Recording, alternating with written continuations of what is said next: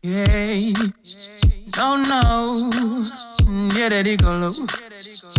Yeah,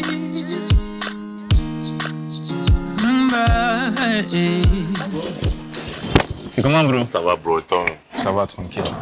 Ok, nous sommes à une nouvelle édition de Talk, accompagné de celui que vous connaissez déjà, celui dont vous n'ignorez plus le nom, il s'appelle Posé, qui nous fait toujours l'honneur de se présenter lorsqu'on a besoin de lui sur ce plateau. Alors, elle me porte plainte pour 10 000 francs. De quoi il s'agit-il exactement? En fait, j'en ris chaque fois qu'on me parle de cette histoire, mais en réalité, ce n'est pas une histoire drôle, tu vois.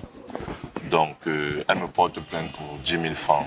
En fait, c'est l'histoire d'une cliente, en fait. On a une cliente qui a de cela 2-3 ans. Donc, pour un tournage d'un court-métrage. Et ça ne s'est pas forcément bien passé. Elle a payé le court-métrage à 10 000 francs? Non, du tout. J'avais dit que le début était vraiment difficile. Hein. Non, c'était pas 10 000 francs. Donc, il s'agit d'une relation contractuelle qui a... d'une relation professionnelle qui a mal tourné. Donc, nous avons eu un client qui a de cela 2-3 ans, qui est revenu 2 ans après nous porter plainte pour 10 000 francs. Du moins, c'est ce qu'il en ressort. Puis c'est ce qui ressort de la plainte qu'on nous donne quand on nous convoque au commissariat et tout. D'accord. Donc, quand vous dites 10 000 francs, les 10 000 francs représentaient quoi? Pourquoi 10 000 francs? Bon, honnêtement, 10 000 francs, en fait, c'est le reflet du malentendu depuis le départ de notre engagement contractuel avec la personne, avec le client. Donc, en fait, la somme, en réalité, c'est le produit d'un malentendu. Et le malentendu intervient pourquoi? Parce qu'on n'avait pas rédigé un contrat. Parce qu'on n'avait pas écrit sur papier les obligations, les droits et les devoirs de chaque partie. Donc, du coup, c'est allé en couche. Donc, 2 ans après, on a eu droit à une plainte. On nous a appelé de nous expliquer.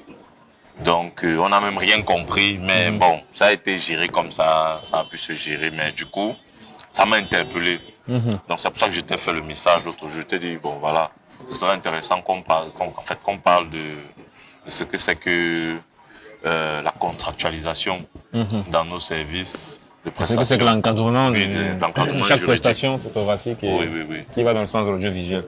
Vu qu'on est d'ailleurs là pour l'audiovisuel. Oui, tout à fait. D'accord. Je pense qu'on va entrer dans le vif du sujet. Ok, donc on va y aller en 2 phases. Première phase, comment est-ce que le contact doit se faire avec le client et comment est-ce que ces besoins doivent être répertoriés. Et ensuite, deuxième phase, comment est-ce que tout ce qui a été dit doit être contractualisé, doit être mis sous forme officielle et légale. Je pense que c'est comme ça qu'on va le faire. Oui.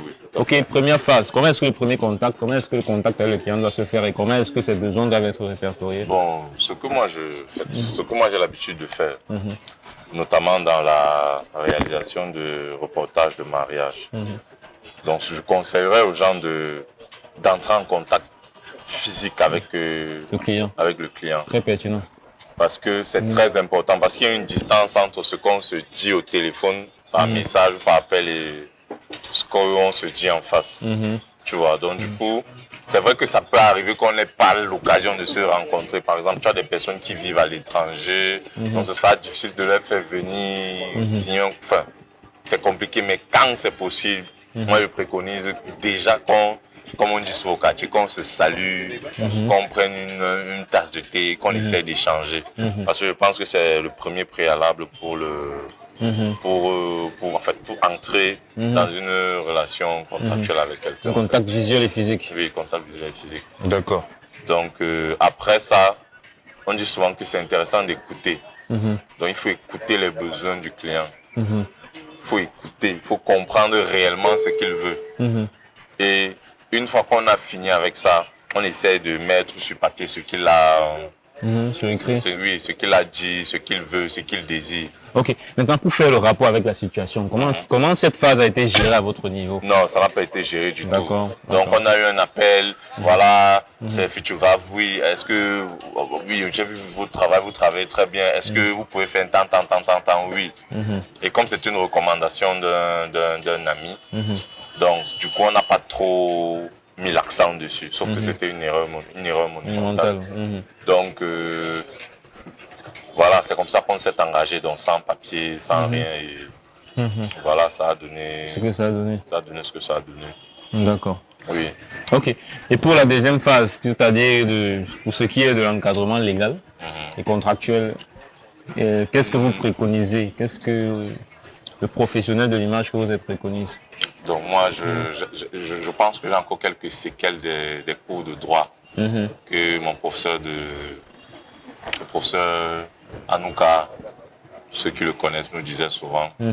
Donc, le plus simplement possible, une convention signée entre les deux parties tient lieu de loi pour les deux parties. Pour les deux parties. Donc, ça veut dire qu'on n'a pas besoin forcément d'aller devant une autorité administrative pour que le contrat soit valide. Donc, une fois qu'on a la preuve que les deux parties ont consenti à ce qui est écrit sur ce contrat, c'est valable. Naturellement. Oui, donc ça tient lieu de loi entre les deux parties. Donc, généralement, c'est ce qu'il faut faire. Bon, après, quand on a fini de rédiger, puisque ce n'est pas... En fait, c'est un engagement, c'est un contrat synalagmatique. Donc, ça veut dire, j'écris et je lui donne. Dès qu'il finit la lecture, il me donne ses suggestions. Il soumet le contrat à son approbation. Oui, et ainsi de suite, jusqu'à ce qu'on réussisse à trouver le juste milieu en fait, de ce qu'il veut. En fait. Donc c'est comme ça que généralement, ça se passe depuis déjà peut-être 2 ans dans mon activité. En fait. Ok. Je pense que ceux qui nous suivent ont pris de la graine et que pour ce qui est de l'encadrement des travaux qu'ils auront avec les clients, ils pourront faire mieux avec ce qu'on a pu donner comme information. Maintenant, en dessous du lien, à l'intérieur du lien de publication de cette vidéo, on va intégrer un lien de téléchargement d'un document. Ce sera quoi? Ce sera un contrat de prestation. Un contrat de quelques exemples, quelques ébauches de contrats de prestation de services pour les photographes ou bien pour ceux qui agissent dans le milieu de l'audiovisuel. Donc, merci de nous avoir suivis. Merci au Cloud9 du Carrefour Tam Tam à Yaoundé de nous avoir donné cet espace pour pouvoir travailler aujourd'hui, pour pouvoir faire cette vidéo. Donc, à la prochaine. Merci beaucoup. Ciao. Pour le meilleur et le pire, le temps passe, l'amour se change en problème. Lucie change et devient très vite une panthère. Le temps passe, l'amour se change en problème. Lucie change et devient très vite une panthère.